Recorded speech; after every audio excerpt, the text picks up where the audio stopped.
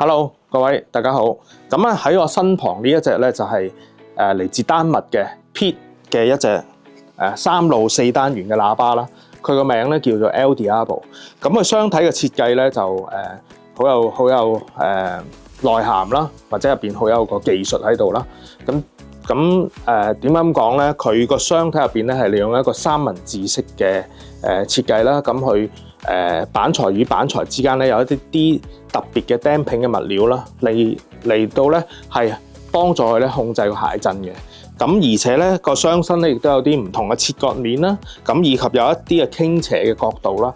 咁無非都係令到個箱入邊嘅駐波盡量減到最少啦。咁以及單元出嚟嗰個配合翻嗰個 timing 或者我哋嗰個時間性個相位咧亦都係做咗一個矯正嘅。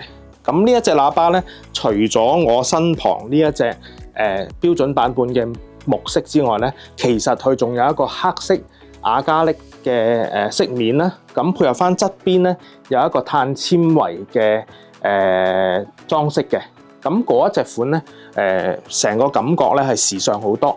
咁嗰一隻款咧，其實喺今次嘅特賣裏邊咧，我哋都有做特價嘅。